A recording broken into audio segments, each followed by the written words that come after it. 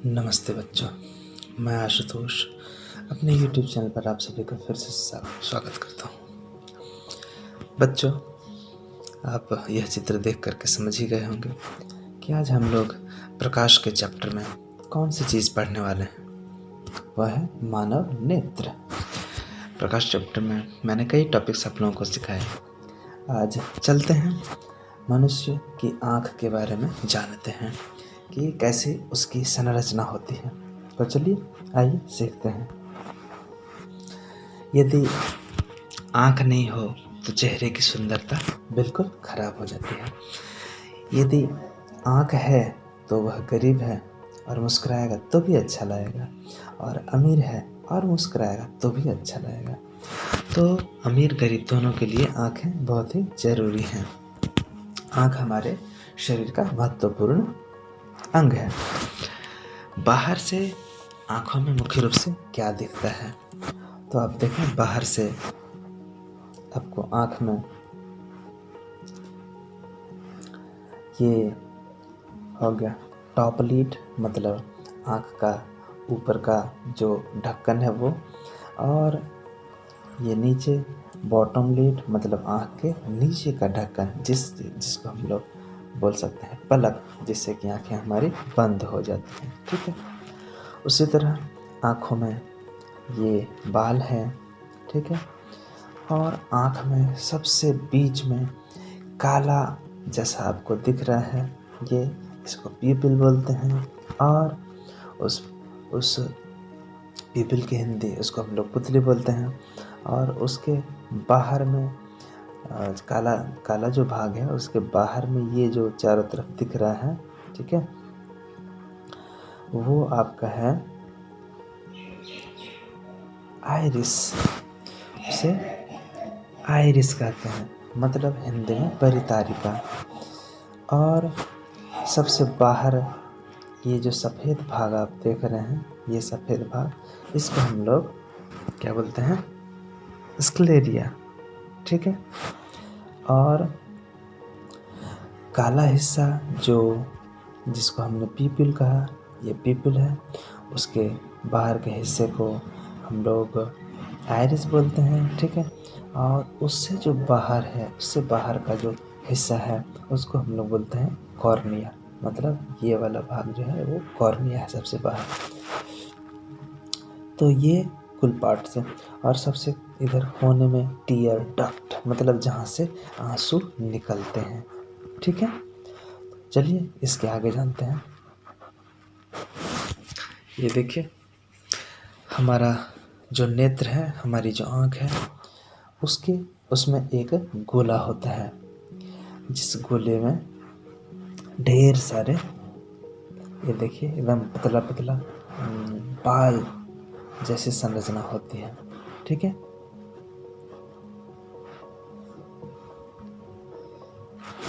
उसके बाद आप इस चित्र को देखिए। क्या आप इस चित्र को देख करके समझ पा रहे हैं? 1 2 3 4 5 6 7, इसका क्या नामकरण हो सकता है? आप थोड़ी देर के लिए सोचें। चलिए मैं एक बार दोहरा दे रहा हूँ कि जो 1 नंबर है उसे बोलते हैं कॉर्निया। कॉर्निया। ठीक है। दूसरा नंबर जो है उसे हम लोग बोलते हैं पीपल, पुतली। कॉर्निया को हिंदी में बोलते हैं स्वच्छ मंडल। तीसरा जो आप देख संरचना में, उसे बोलते हैं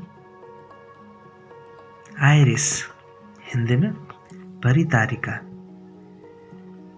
ठीक है। उसके बाद चौथा नंबर जो आपको दिख रहा है, वह है अभिनेत्र लेंस, मतलब आँख के अंदर जो एक लेंस होता है। ठीक है। पांचवा जो आप देख पा रहे हैं, वह है रेटिना, मतलब दृष्टिपटल। ठीक है। इसके बाद जो छठा आपको दिख रहा है, उसे बोलते हैं सिलियरी मसल्स, मतलब पक्षियाबी मांसपेशियां। और जो सातवां सबसे इधर दाहिने तरफ कोने में है वह है ऑप्टिकल नर्व्स या ऑप्टिक नर्व्स, हिंदी में बोलते हैं दृक तंत्रिकाएं। चलिए इसके आगे देखते हैं।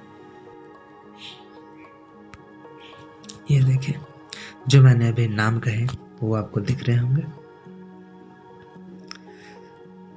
सबसे बाहर जो पारदर्शी हिस्सा होता है उसे कॉर्निया बोला जाता है, ठीक है। और उसके अंदर जो काला भाग है वह प्यूपिल है। क्या है? प्यूपिल मतलब पुतली। और जो पुतली के ऊपर नीचे जो दिख रहे हैं उसको बोलते हैं आइरिस। Iris means परितारिका। और काला जो प्यूपिल है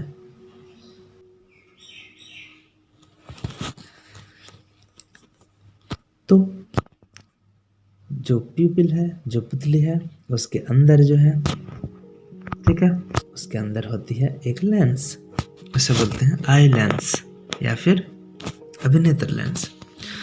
और जो लाइट है वह लाइट जब अंदर आता है तो कहाँ पर पड़ता है? तो रेटिना पर, मतलब दृष्टिपटल पर। और वहाँ से जो मैसेज है, जो सिग्नल है, वो दिमाग तक, मस्तिष्क तक पहुँच जाता है। किसके माध्यम से? ऑप्टिक नर्व के माध्यम से। चलिए आगे देखते हैं। डायग्राम ऑफ द आई, फिर से आप एक बार इसको देख लें। सबसे बाहर का पार्ट कॉर्निया, जो कि स्वच्छ मंडल कहलाता है। मतलब यह एक पारदर्शी भाग होता है जिसके माध्यम से प्रकाश किरणें अंदर जा सकती हैं। उसके बाद एक पतला छिद्र होता है, उसको हम लोग बोलते हैं प्यूपिल, मतलब पुतली, ठीक है। उस पुतली मतलब छिद्र, छेद का आकार जो है वो छोटा बड़ा करने के लिए कौन मददगार है? उसे बोलते हैं आइरिस, मतलब परितारिका। और उसके अंदर यह जो उत्तल लेंस है, यह अभिनेत्र लेंस है, आँख का लेंस है। अब आप ये मत सोचें कि वह कांच का बना होगा, वह भी प्रकृति प्रदत्त है, ठीक है, प्रकृति द्वारा बनाया हुआ है। और आँख का जो घूमना होता है उसे कौन कंट्रोल करता है? सेलियरी मसल्स, ठीक है। और इसके बाद प्रकाश आकर के गिरता है रेटिना पर। दाहिने साइड रेटिना है, इस रेटिना पर मतलब दृष्टिपटल। और वहाँ से वस्तु, वहाँ पर वस्तु का क्या होता है? प्रतिबिंब बनता है, इमेज या फोटो बनता है। और वो भी कैसा? उल्टा। और वहाँ से मैसेज जो है, संदेश मस्तिष्क तक, ब्रेन तक पहुँचता है, वह भी ऑप्टिक नर्व के माध्यम से, मतलब दृक तंत्रिकाओं के माध्यम से। इसके बाद देखते हैं, आइए, क्रॉस सेक्शन ऑफ ह्यूमन आई। देखें, एक वस्तु है, समझ मान लें हरे रंग का है, वह है पत्ता, ठीक है। उससे उस पर प्रकाश की किरणें आई।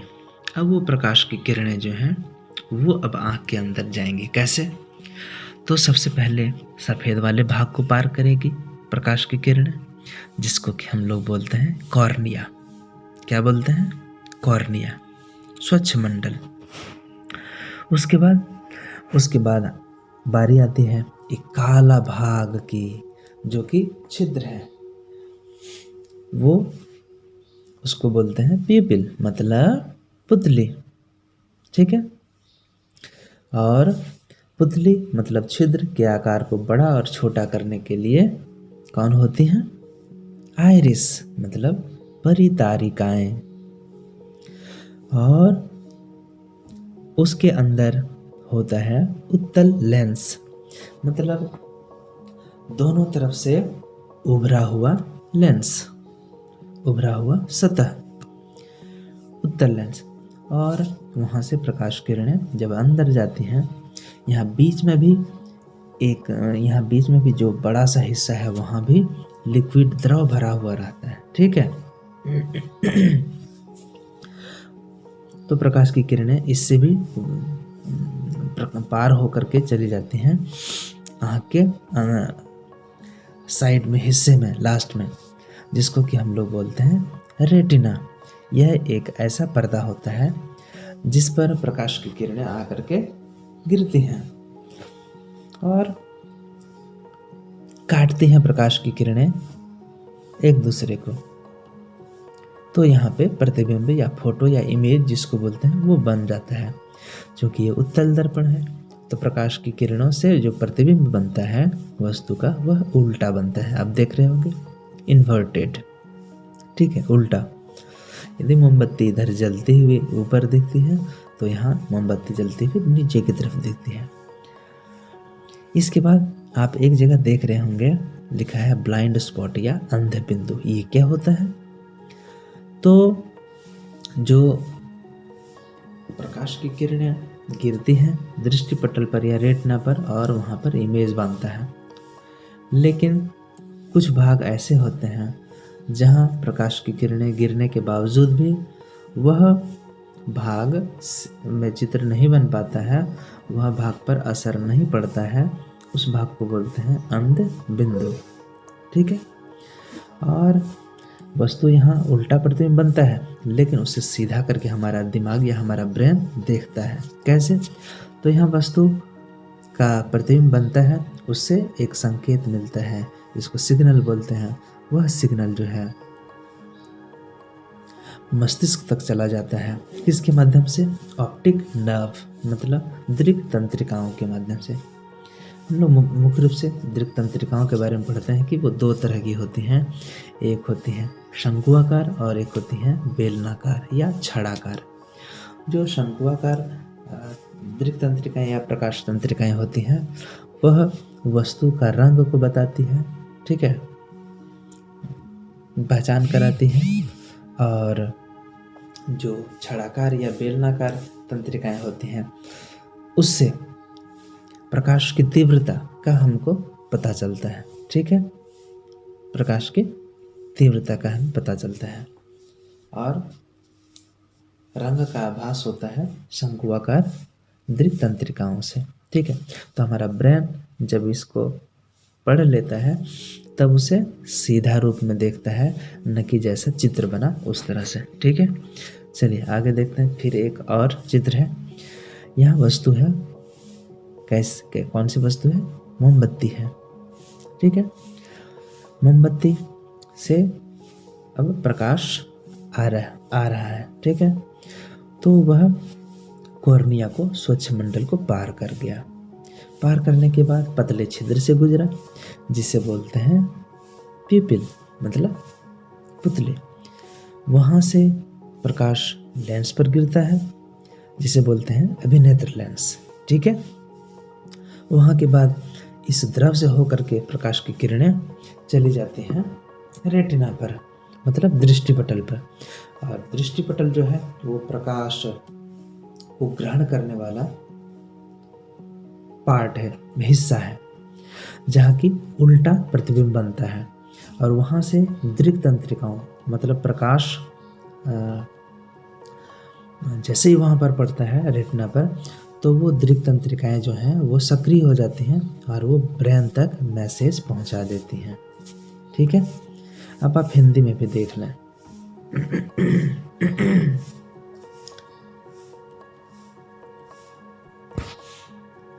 देख लें इसको अच्छे से। सबसे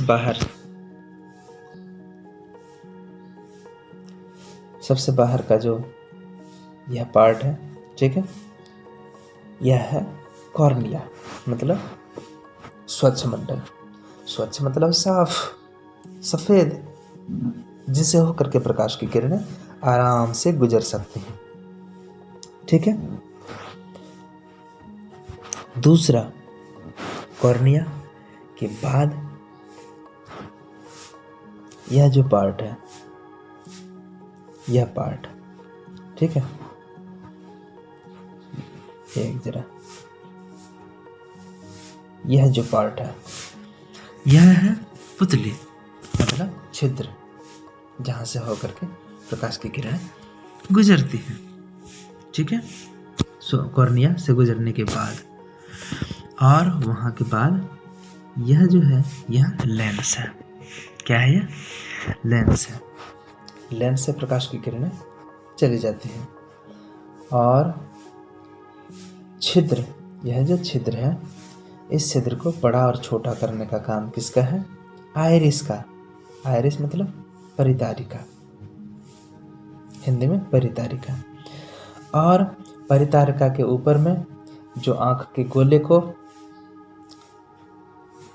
ये लेंस को जो पकड़ करके रखती हैं, संभाल करके रखती हैं, उसको सपोर्ट करती हैं, वो हैं पक्षमाग पेशी।